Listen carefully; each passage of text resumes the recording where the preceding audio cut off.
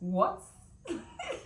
I was as dumbfounded as the patient. So you can imagine how embarrassing that was. You are no longer under that umbrella of you're a nursing student. You are not, trust me. Nobody's gonna make that excuse for you anymore. So like, you're on your own. You are going to be tagged either a bad or good nurse. You are going to be tagged either you know what you're doing or you don't know what you're doing. You are going to get that tag. In making this video, I plan to reach out to someone who just graduated from nursing school, is now working, and keep making basic simple mistakes. Or you're still in nursing school, you probably attended clinicals, you've probably been going for clinicals, and you find yourself making simple basic mistakes, being corrected over the same thing over and over and over again. Or probably it's been a while you worked in the hospital and you just resumed work, and you've been beating yourself over making simple basic mistakes. I hope this video meets you, because this video will open your eyes towards some of the mistakes I have made while starting off my nursing career. So if this looks like something you're mostly interested in fact, if you're a nurse, you probably can relate to some of these mistakes, or maybe even more, and you might want to tell us in the comment section after I share mine. Don't make me the only one telling. So, Anastasia Obilo here as always, and if this is your first time here, please do not make it your last. Subscribe to my YouTube channel, like this video if you end up liking it, and let's just get into the video. So, statement of results out by December 2020. By February 2021, I was working. So I was really as new as it gets. I call it probation, but I was on close monitoring, some sort of close monitoring for about 3 to 4 weeks, to get myself familiar with how things are run in the hospital, to get myself familiar with what doesn't work, what I learned from school, what to drop in school, what to take from school, what to infuse into the real life. And that also meant I was not supposed to be on shift for that 3 to 4 weeks probation or close monitoring. I was always either with a matron, my fellow colleagues, like that. I was just never going to be alone on the shift. So let me just start by saying the things that I've learned in that 3 to 4 weeks close monitoring as a new nurse who had just graduated and got a job almost immediately. Number one, I'll tell myself to practice patience and be more understanding, because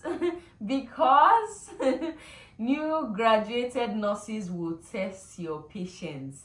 To be honest, having walked that shoes, I'll say please be a little patient. Like, if I'm ever obligated to put a new graduated nurse through, I think I'll be more patient, I'll be more understanding, because I have walked that shoes. I'll just tell myself to put myself in that shoes and reciprocate how I would have loved to be taught. Because you see me making skits here in my shorts, and you guys think that is content.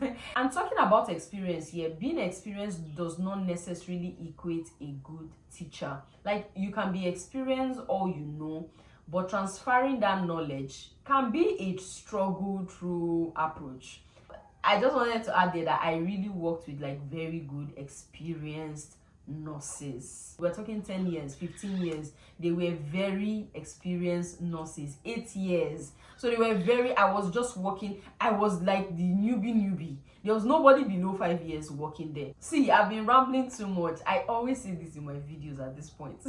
Anyways, so these are some of the most embarrassing moments of my life starting off my nursing career. Like, they're so embarrassing. Like, I can't believe I am covering my face, I'm opening my face, forgetting the shame, and coming to tell you guys. But I'll share it here. We're here to bring out those mistakes so that you don't make those mistakes. So my first most embarrassing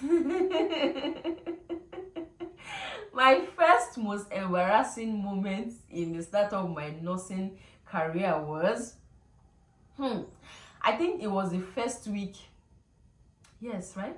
Yes. So it was the first week that I had started off, and I was asked to go get Piritin. So we had this drugstore. Let me put that. It was a small private, let me not say small. It was a private hospital, so we didn't exactly have a pharmacist. the nurse was still responsible for, bringing drugs, still serving medication and whatnot. I was looking for Piritin. I searched. Funny thing I did was that I took chlorophenamine millet and I took it to them. And then I said, I didn't see Piritin, but this is the one that I saw.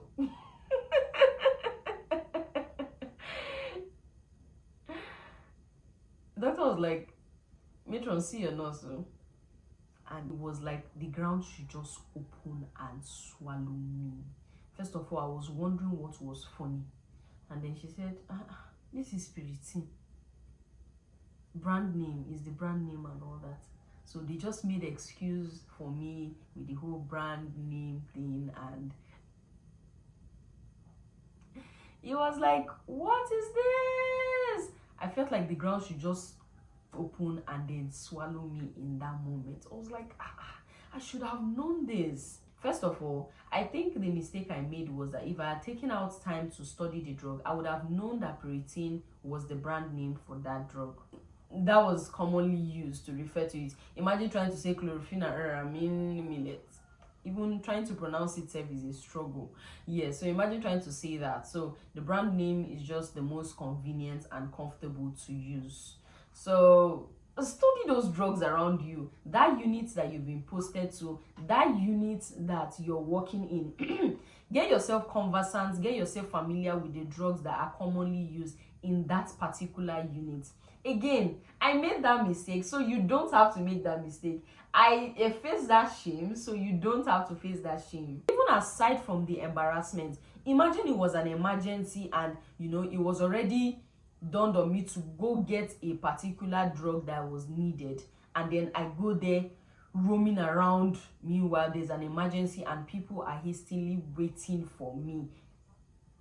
What will I say? And they now come out and find out that it was exactly where the drug was, just where it was supposed to be. I just had to get it. That was it. Thank God for certain channels now on YouTube that focuses on different drugs, their generic names, their brand names, that just helps you get familiar with these drugs. Second one was ultrasound, straight out of secondary school. If you show me an ultrasound result, I could not interpret anything to save a life. I couldn't identify anything. So there was this one time here, I was chaperone for the doctor there in our unit, and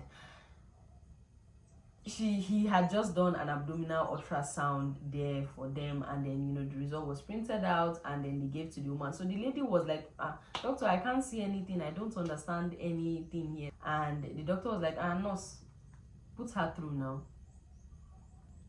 This was my exact expression. What? I was as dumbfounded as the patient. So you can imagine how embarrassing that was. I think at some point the doctor understood because of my silence and the way I just smiled it away, and then he just collected it and then put her through.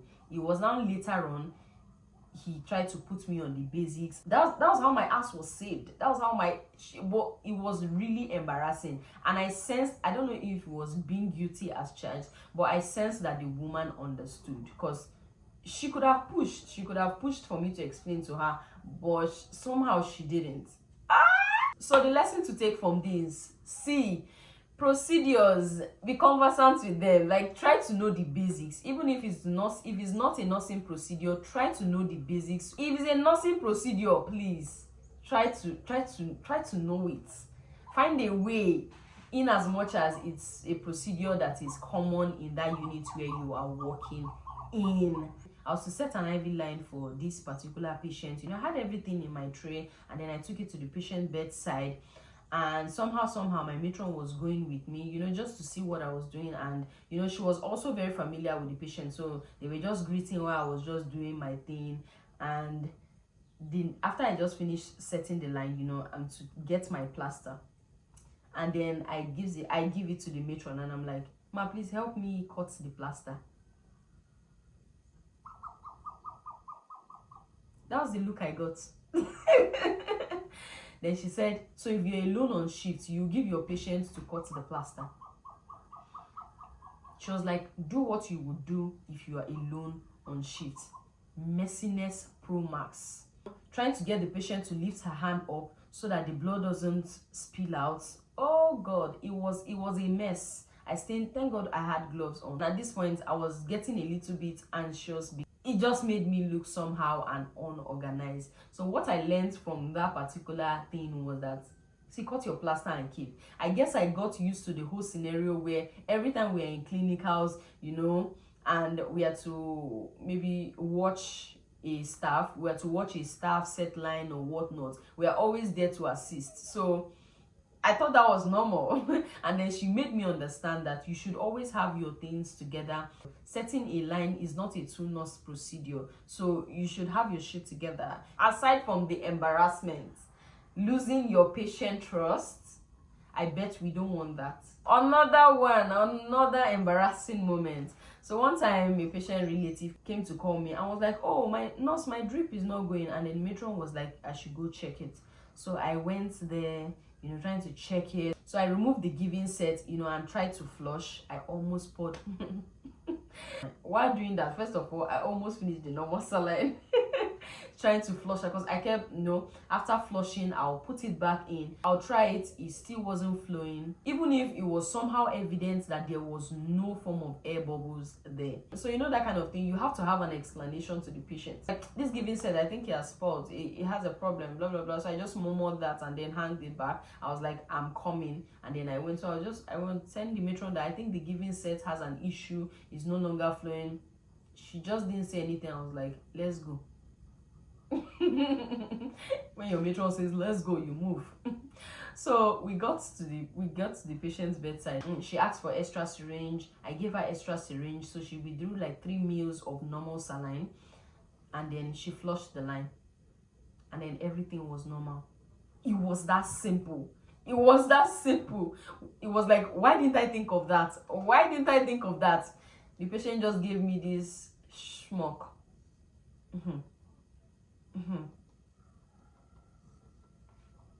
And then she had to now thank the matron. It was like so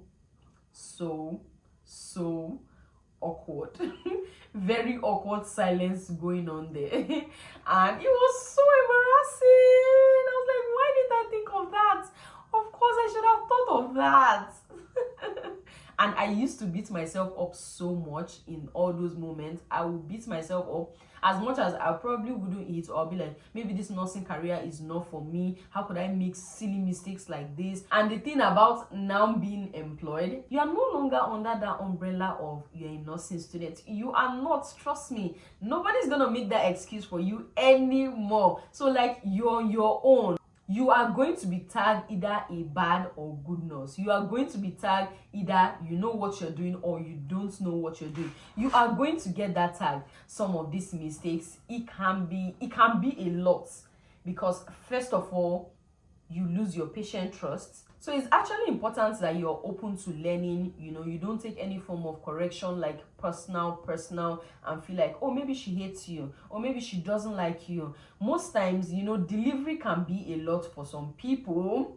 For some people, delivery can be a lot. And you know, it's like, we are colleagues. You're also a staff now. You're no longer a student. To be honest, it takes someone who is patient. It takes someone who is very, very understanding to understand that, okay, this person is just starting off.